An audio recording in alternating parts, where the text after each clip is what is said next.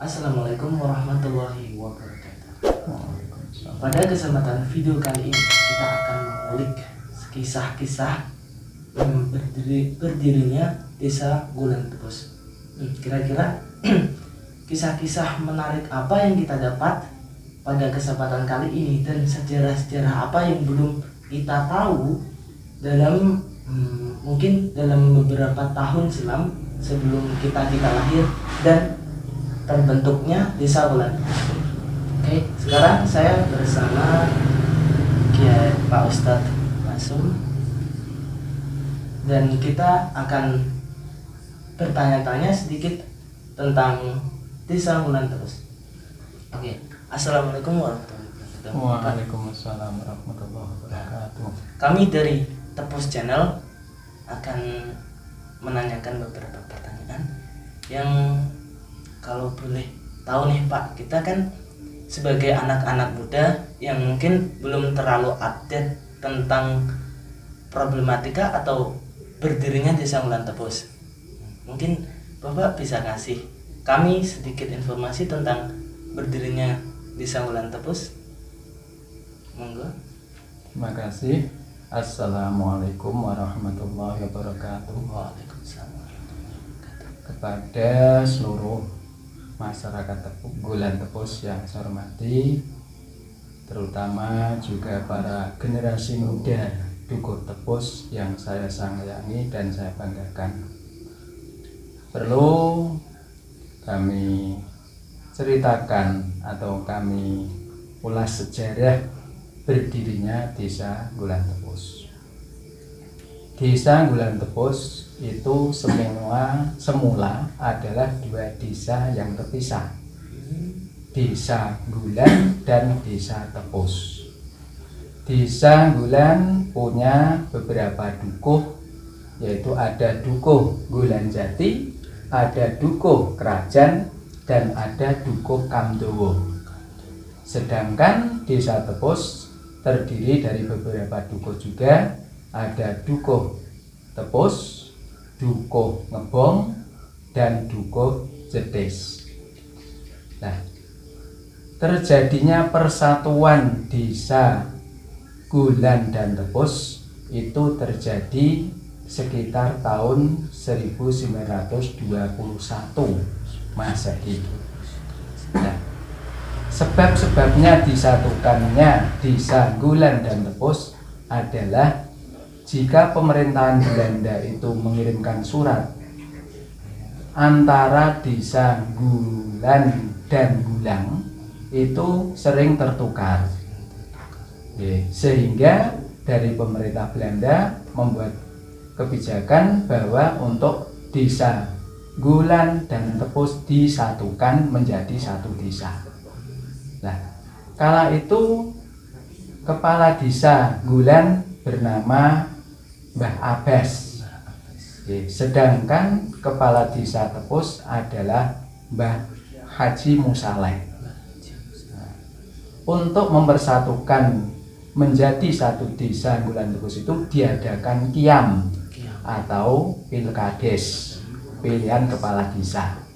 Nah, setelah diadu dari kepala Desa Gulan Mbah Abbas dan kepala Desa Tepus itu Mbah Musaleh, ternyata Mbah Abbas mendapat suara lebih unggul daripada Mbah Musaleh, sehingga kepala desa yang pertama untuk Desa Gulan Tepus adalah Mbah Abbas.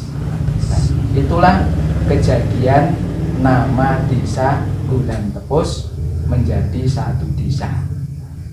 Nah, dari Desa Tepus sendiri itu banyak sejarah-sejarah yang saya ketahui dari para narasumber para sesepuh di Desa Tepus ini.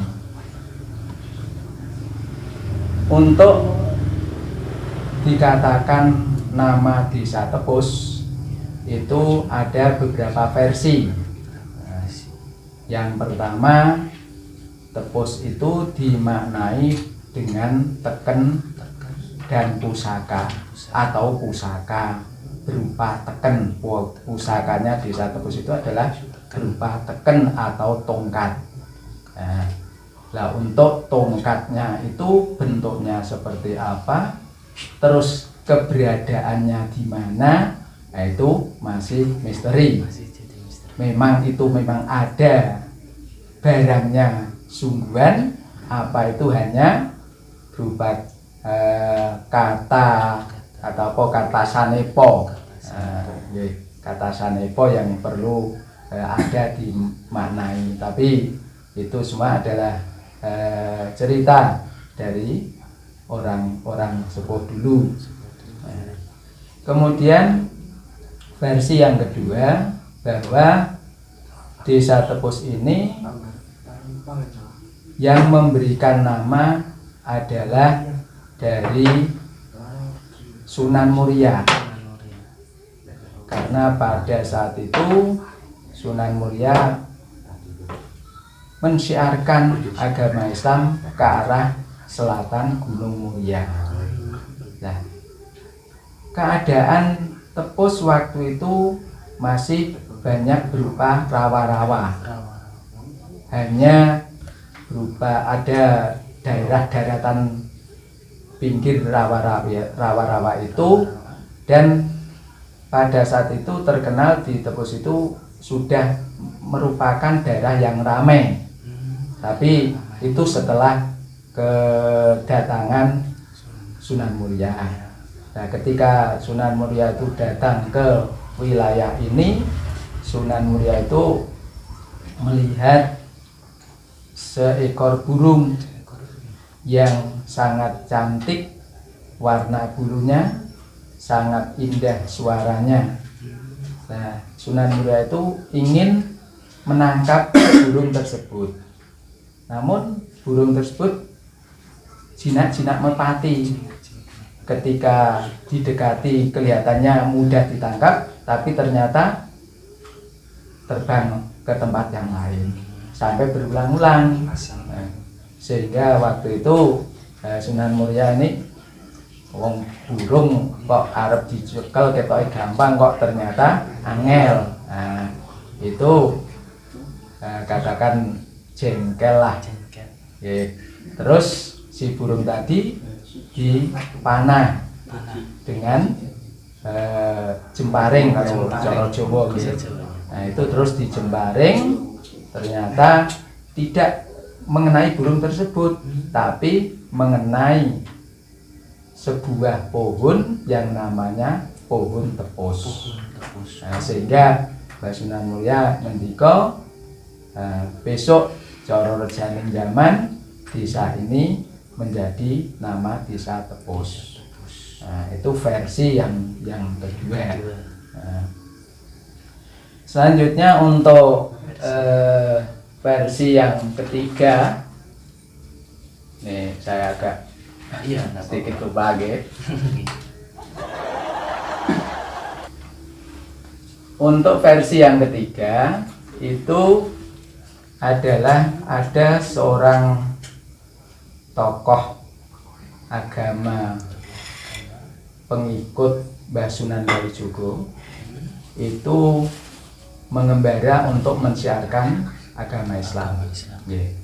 Nah, ketika di daerah ini namanya tadi Mbah Kilojoyo.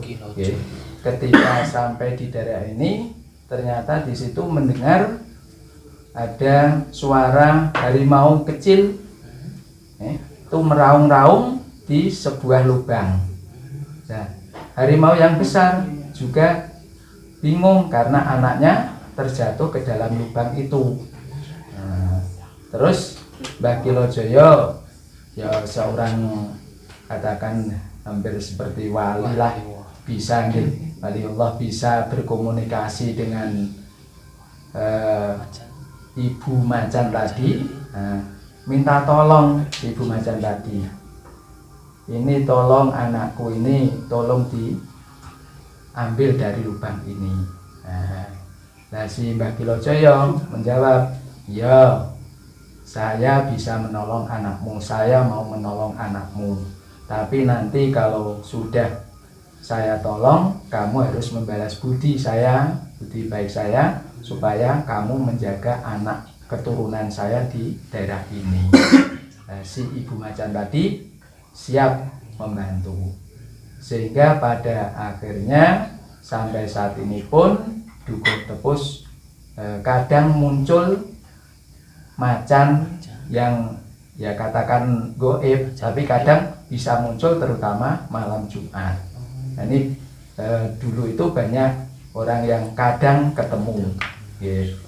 Waktu belum listrik seterang ini, lampu-lampu masih lampu belum listrik, itu uplek atau teplok itu. Nah, itu kadang ada beberapa orang yang sering mengetahui ada seekor macan, tapi ya tidak mengganggu dan tidak akan menerkam orang tersebut, karena tadi sudah berjanji dengan Mbah Kilojoyo sesepuh desa sini untuk menjaga warga Tepus ini. Nah, nama Tepus itu sendiri mungkin dari Mbah Kilojoyo karena beliau itu adalah murid Sunan Kalijogo, dan Sunan Kalijogo itu punya ajaran namanya Kembang Tepus.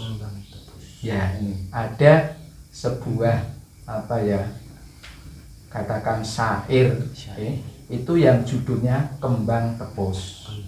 Nah, ini maknanya ya belum mengetahui, tapi ada beberapa orang yang mempelajari itu bisa mengetahui makna dari syair Kembang Tepus itu.